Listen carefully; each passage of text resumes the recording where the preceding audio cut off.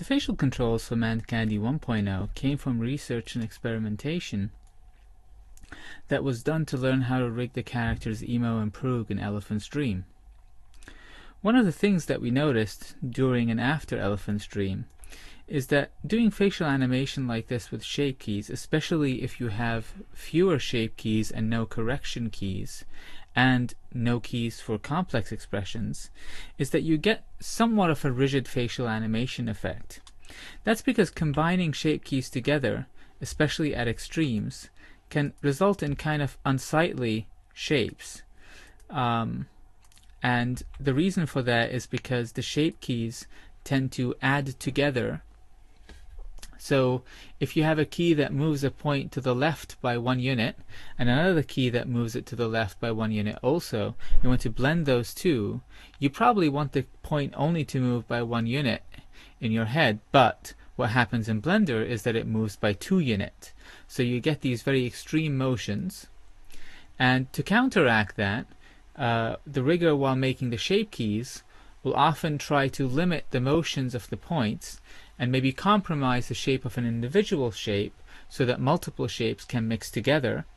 And so you might do things on some shape where you try to move certain points only and on one axis only, so they'll combine with another shape that has to move those points on a different axis, and yet another shape that moves points on other parts of the face. Now the result of this is that the shapes themselves tend to look somewhat rigid and localized, and you get a motion that's slightly robotic for the motion of the whole face. There are ways to counteract that just using shape keys. However, they tend to be a little bit more complex and difficult to set up. Now when I went to visit the Plumiferos movie project, I found that they were rigging faces in a totally different way. Instead of concentrating on the shape of the face, they were concentrating on getting nice smooth motion across the whole shape and bending it around like dough. And they were doing that using lattices. And that's what we did. That's what I did when I went and rigged the shape key layer for Mancandy 2.0 on layer 10. Now some of the bones you'll notice are in common with both layers. For instance, the eye tracking system, the eyelids, the jaw, are exactly the same as the ones on layer 9. In fact, they're the same bone that is visible on both layers. But you'll notice that there are new controls, and far more numerous controls, to move the face around like putty. And you'll notice that these bones don't give such a precise shape for the smile, but a lot more of the face is moving together to create the shape.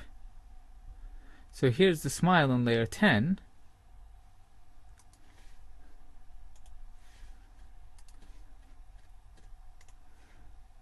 And here's the same smile on layer 9.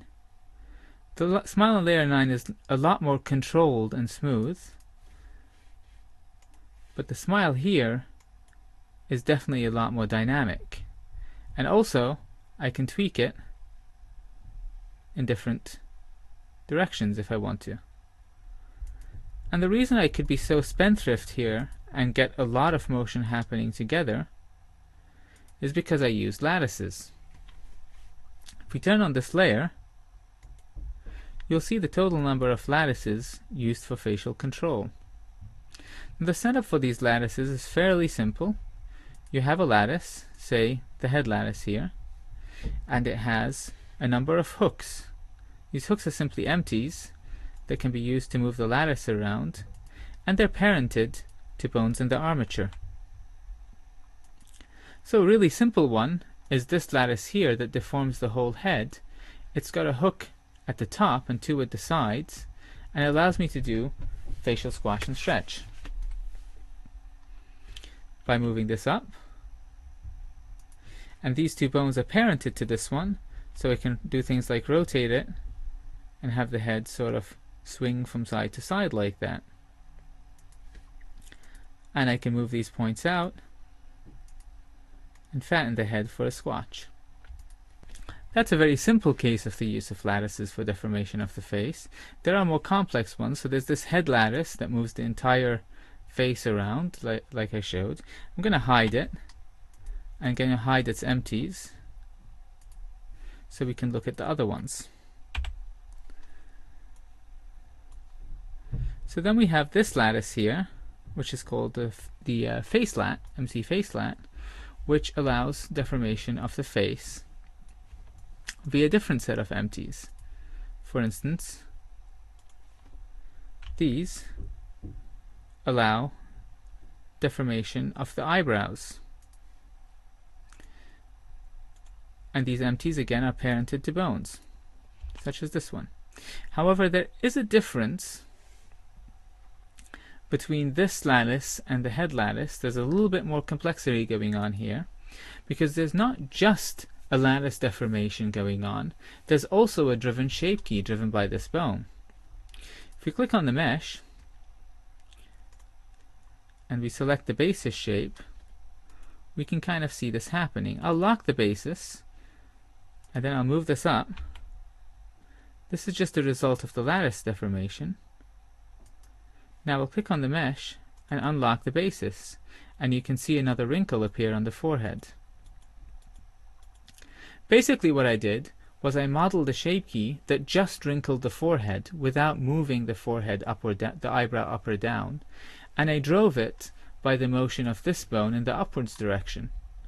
The result of that is that it corrects and enhances the shape that the mesh takes from the lattice deformation alone.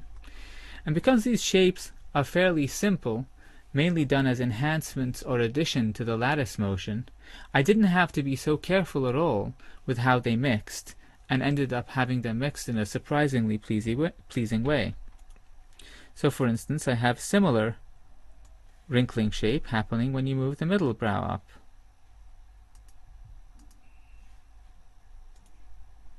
Like so. And finally, just to give you a bigger demonstration, if you really push this to the extreme up, this is how it looks with shapes, and this is how it looks without shapes.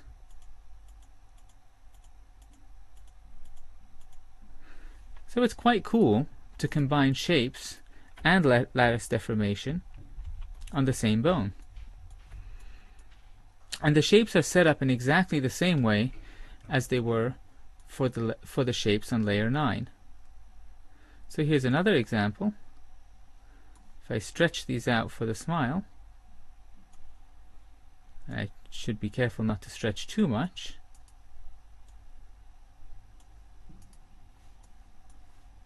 the mesh has a different shape. If base is unlocked, we get a real smiley face. If we lock it, we simply get a very bland motion. And so the shape here is creating those little dents and wrinkles on the side of the mouth that really makes it look like a smile, and not just, oh, the mesh is moving left to right.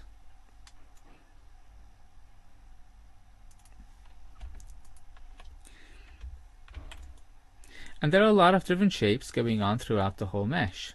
Now, to get more localized control over things, like for instance, when I wanted to deform this part of the lip, I created yet another lattice and deformed it by another set of bones. So I have these bones for my sneer controls.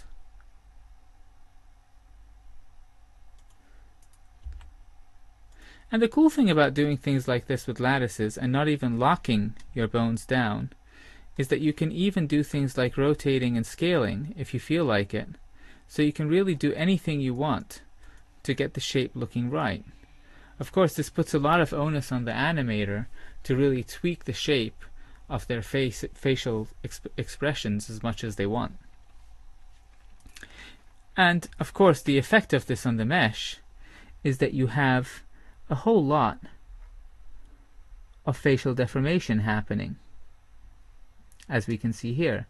Now all these lattices are parented to the armature, to the head bone, and therefore this shape deformation is happening after the armature deformation and not before it. And as we know from before, stack order is very important when you're doing armatures.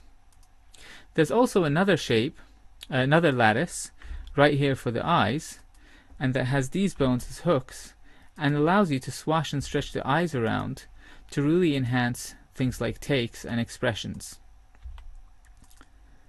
And while this may look unnatural when you do it in the static mode, these squash and stretchy things, when done wisely and with the motion of the face doing other expressions, can really enhance your facial actions and make the face really compress into shapes. For instance, if you're doing takes or surprised, angry faces or what have you. And so that concludes the new controls for the facial animation. I'll just go and run through all the different ones that are available. First of all, we'll hide all those lattices. So you have a nose wiggle control that controls the middle of that lattice.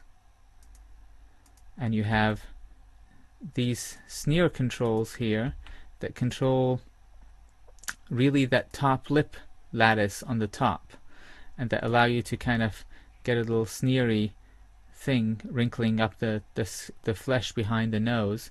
Especially good if you do it in combination with sneering the lip. And then you have these squint controls that push that face lat up and down. Then you have bottom lip controls, much like the top lip ones, that let you move it around like putty. And we've already seen the eyebrows.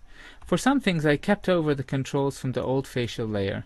So this brow mid control comes from layer 9, and it's just there to because when you scale it in you get this nice wrinkled brow shape, and there was really no reason to change the driver for it. The downside of me having all these experiments in Mancandy 2.0 is that you really have a huge number of channels to tweak to do the facial animation.